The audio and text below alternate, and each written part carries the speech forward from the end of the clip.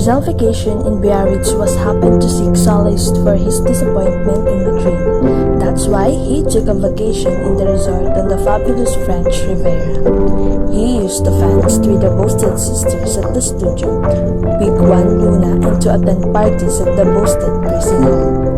It was in Biarritz where he had a serious romance with Nelly and finished the last chapter of his novel, Elfin Bousted. Rizal was a guest of a rich Bousted family and its winter residence of Villa Elena. He had made a friend, Mr. Eduardo Bousted, and his wife, and his two charming daughters, Avelina and Nelly.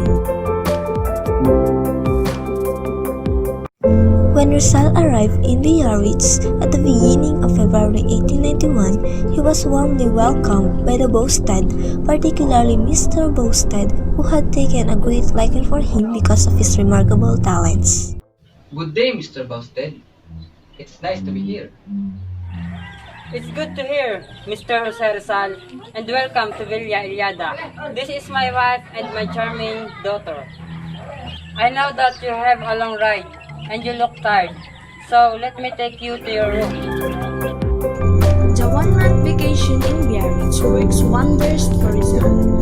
The scenic beaches, festive atmosphere of the city cheered his despondent spirit and made him forget the bitter memories of Madrid.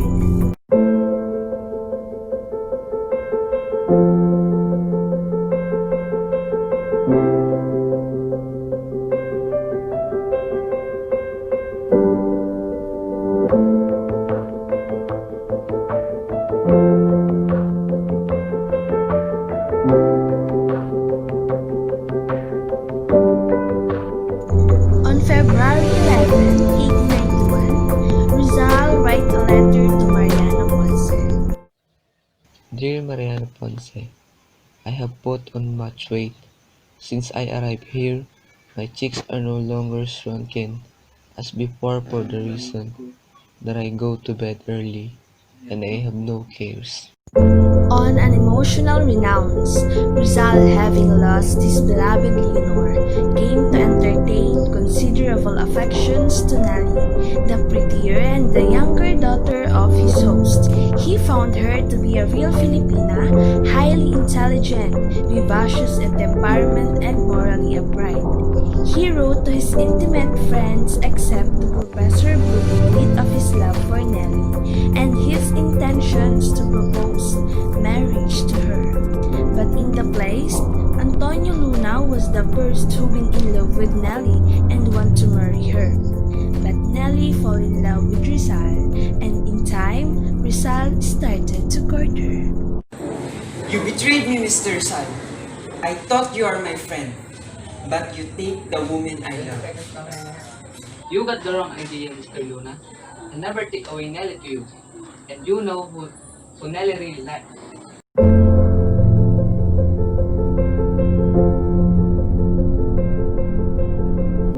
Forgive my friend Rizal. I never wanted for us to be like this. I just really love Nelly. That's why I became like this. Understand, my friend Luna. I know you are a good person, and you never meant it. As early as February 4, 1891, Marcelo H. del Pilar, his friend, teasing him about the changing the O and Nolly to an E, which means Nolly to Nelly.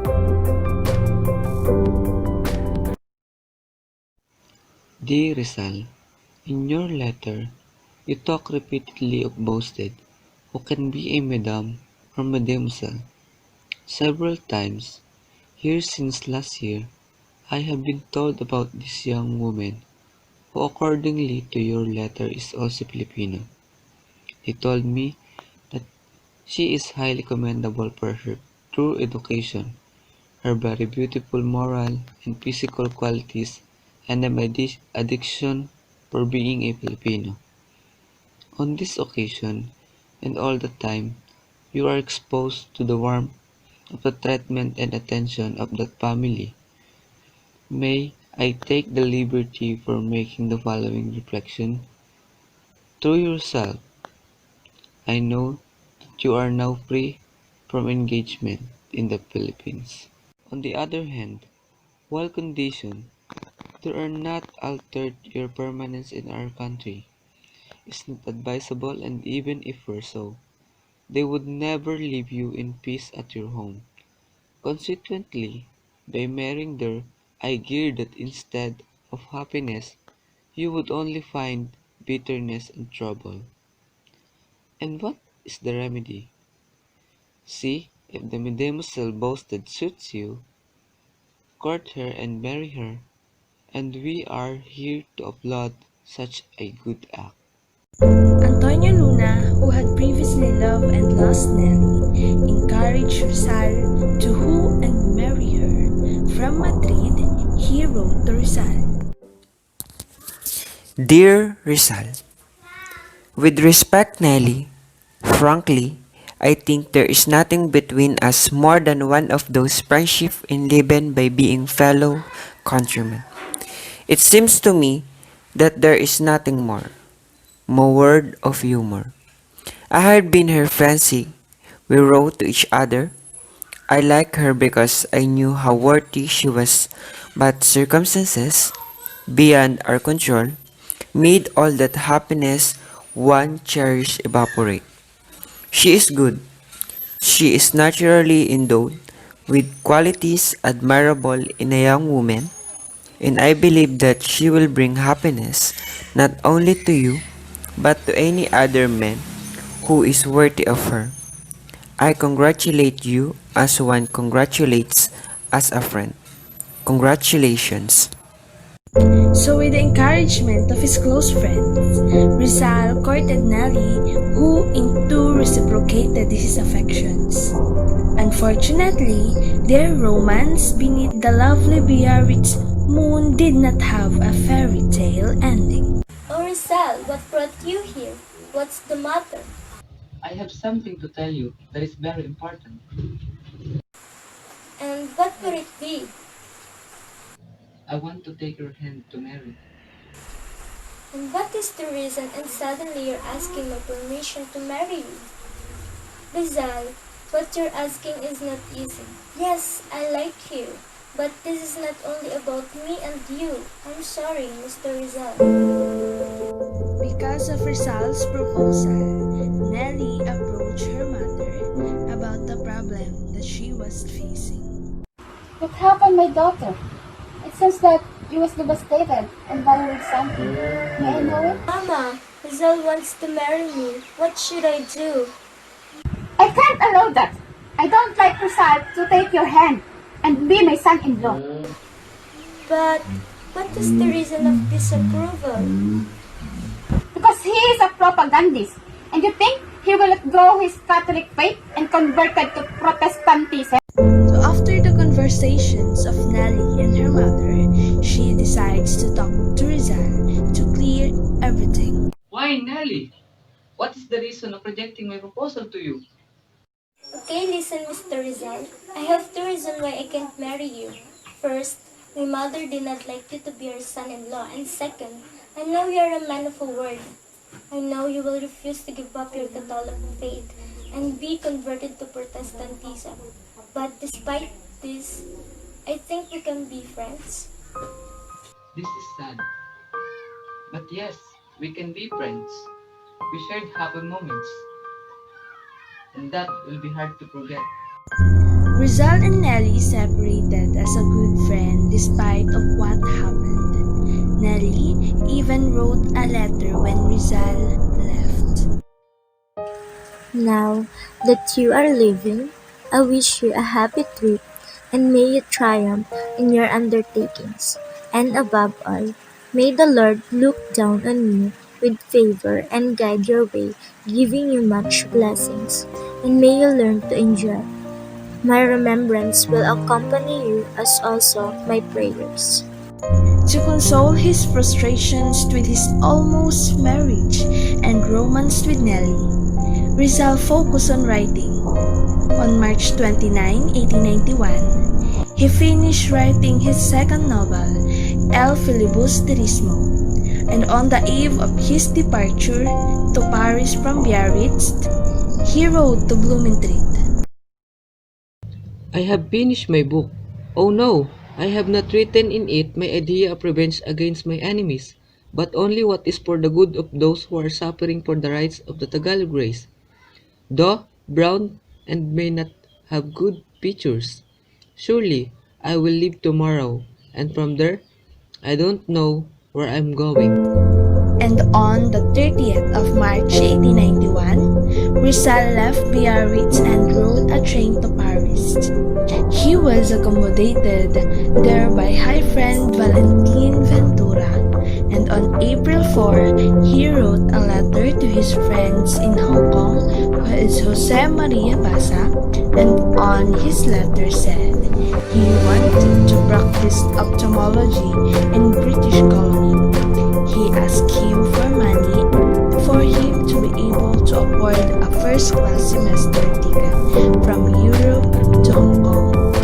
And by the middle of April 1891, he was received by his landladies, Marie and Cécile Jacobin, and by the Belgian woman who loved him, named Betty Toussaint. Rizal retired from the propaganda movement because of his desire to publish his second novel and to practice his medical profession, and expected to make a more vigorous campaign for his country's redemption when he became finally independent. Through the kindness of J.A., I received your letter of February 13 with a drop of 100 pesos that the propaganda is sending me for the months of January and February, and I thank you for such attention. In order to avoid its increasing attentions, I believe my retirement is necessary. I will establish myself and earn my living. My chosen place is either in the Philippines, Hong Kong, or Japan, because Europe seems to me a place of exile, and I am hereby notifying the propaganda of my intention so that it may take and make my decision. With the 50 pesos that it sends me monthly, it could do something better, which is to defray the cost of the education of another young man who is not the same situation as I am, though such an amount is sufficient to live on in any place in Europe. It is not enough for one who wishes to accomplish something and to carry out the plans that he may cherish. Consequently, I have asked my friend Basa to furnish me with the funds for my return so that I can start earning a small fortune.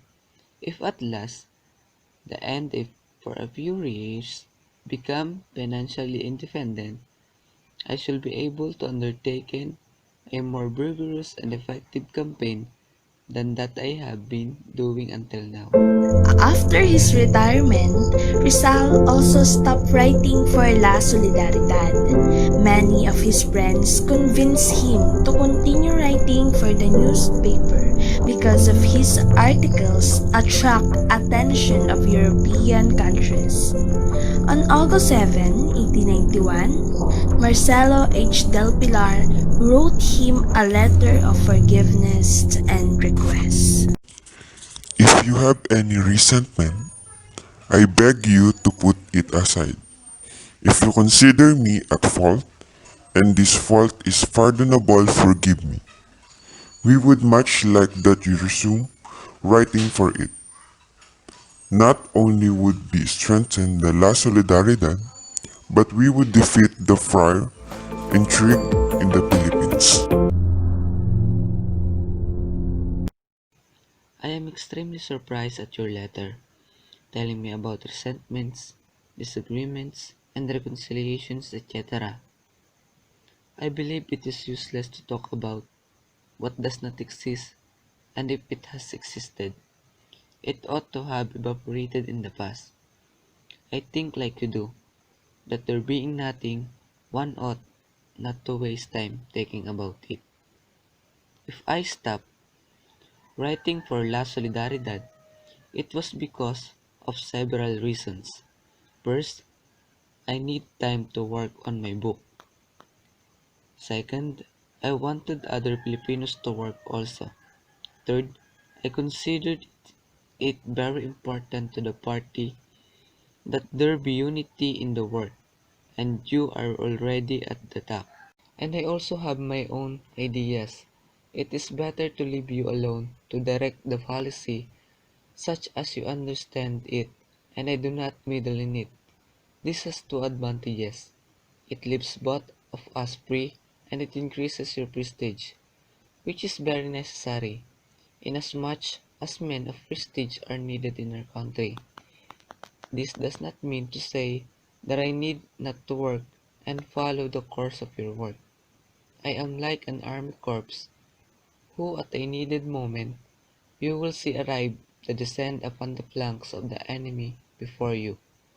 Only I ask God to give me the means to do it. I fight for the nation, the Philippines. On May 30, 1981, Rizal's El Filibusterismo was almost finished, and after days of revising and preparing it for printing, on this day, also he wrote to Basa.